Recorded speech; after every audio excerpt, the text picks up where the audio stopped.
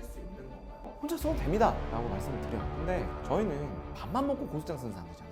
매일매일 고소장을 쓴단 말이에요. 그런 사람들하고 우리 의뢰인분들, 일반인분들이 쓰시는 거하고 다를 수밖에 없어요. 근데 경찰에 접수는 당연히 되죠.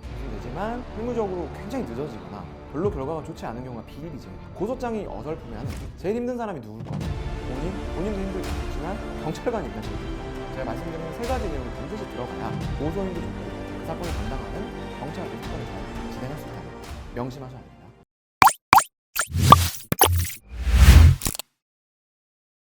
고소장 혼자 쓰고 싶은데 혼자 쓰려면 꼭 들어가야 되는 내용이 있을까요? 기본적으로 뭐 양식을 갖추지 않아도 상관은 없습니다.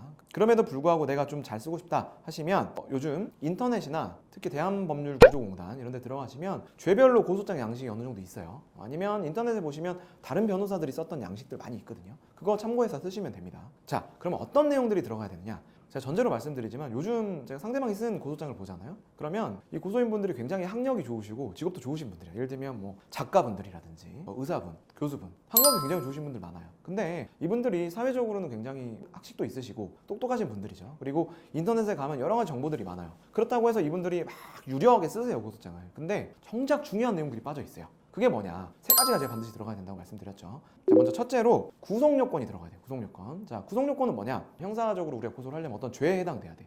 근데 죄에 해당되려면은 형법이든 뭐 다른 법이든 어떤 사람들은 처벌한다라는 그 조문에 맞게 이제 죄가 처벌돼야 되거든요. 예를 들어 볼게요. 자, 형법 제 250조에 살인죄가 나와 있습니다. 그럼 살인죄를 볼게요. 살인죄 조문을 보시면 이거 띄워주세요. 살인죄 조문. 자, 사람을 살해한 자는 사형, 무기 5년 이상의 징역에 처한다라고 되어 있죠. 자, 이 조문에 맞게 처벌되는 거예요. 그러면 이 조문을 쪼개서 한번 볼게요. 자, 사람을 살해한 자라고 되어 있죠. 자, 그러면 먼저 사람을 살해해야 돼요. 이게 이제 구속 요건인 건데 우리가 고양이를 살해했네, 강아지를 살해했네. 그러면 살인죄 해당이 돼야 안 돼요? 해당이 안 되죠. 이 250조의 구속 요건에 해당하지 않는다는 거죠. 왜냐? 사람을 살해한 자라고 돼 있거든요. 이런 것들 하나하나가 구속 요건에 해당하는지를 판단하게 되는 겁니다. 그리고 사람을 살해한 자.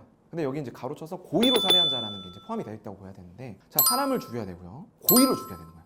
고의로 살해를 해야 된다는 거는 고의로 내가 누군가를 죽여야 된다는 거죠. 자, 그러면 실수로 사람을 죽였다. 예를 들면 우리가 교통사고로 사람을 죽이게 되는 경우도 있잖아요. 일반적으로는 나도 의도치 않게 내가 뭐 음주를 했든 아니면 내가 운전을 잘못했든 과시로 사람을 죽이게 되는 거죠. 이런 경우에 살인죄를 적용할 수 없습니다.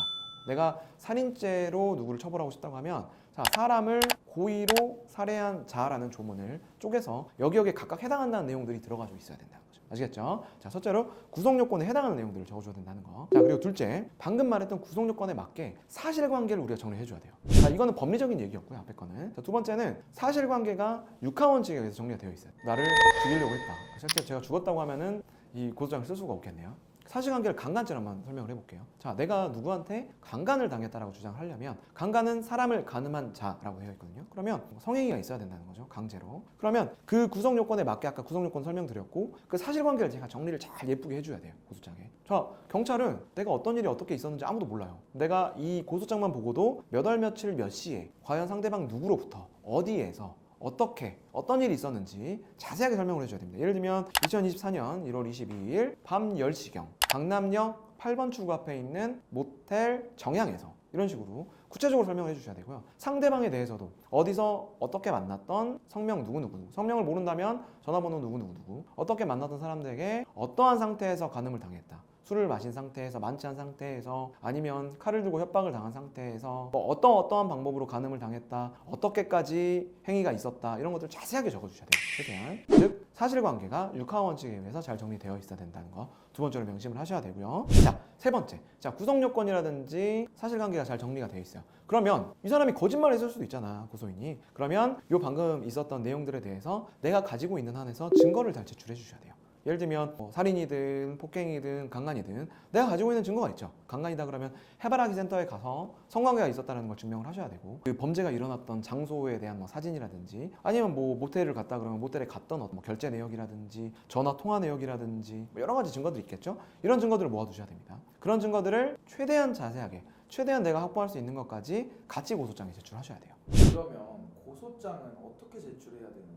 고소장을 방금 제가 말씀드렸던 여러 가지 내용들을 해서 잘 적으셨다 그러시면 뭐 인터넷으로 내실 수도 있어요. 인터넷으로 내시는 방법도 있겠지만 저는 일단 직접 갖다 내는 걸 좀 추천을 드립니다. 그래서 원칙적으로는 피고소인 피의자 관할이 내는 게 조사가 좀 잘 이루어지기도 하고 그게 원칙일 수 있어요. 그렇지만 우리가 뭐 그 사람이 어디 사는지 잘 모를 수도 있고 주소지를 모를 수도 있기 때문에 기본적으로 자기가 사는 지역 관할 경찰서에 제출하시는 게 좋고요. 실제로 경찰서는 구마다 하나가 있는 게 아니에요. 그렇게 아시는 분들이 많더라고요. 성북구에 성북경찰서도 있고요. 종암경찰서도 있습니다. 종로구에요. 해화경찰서도 있고 종로경찰서도 있어요. 그래서 자기가 어떤 경찰서의 관할에 해당하는지는 좀 찾아보시고 그 경찰서에 직접 갖다 내시는 걸 추천을 드립니다. 만약에 폭행죄로 내가 이 사람을 고소하려고 하는데 그 사람의 이름도 모르고 전화번호도 몰라요. 그러면 어떻게 고소를 해야 돼요? 내가 그냥 길 가다 봉변을 당했어. 또는 뭐 모르는 사람한테 당했어 라고 하시면 일단 내가 갖고 있는 증거들, 예를 들면 뭐 오픈카톡이다 그럼 오픈카톡, 아니면 어디서 술을 마셨다 그럼 어디서 술을 마신 증거들을 가지고 경찰이 나중에 조회를 해볼 수도 있어요.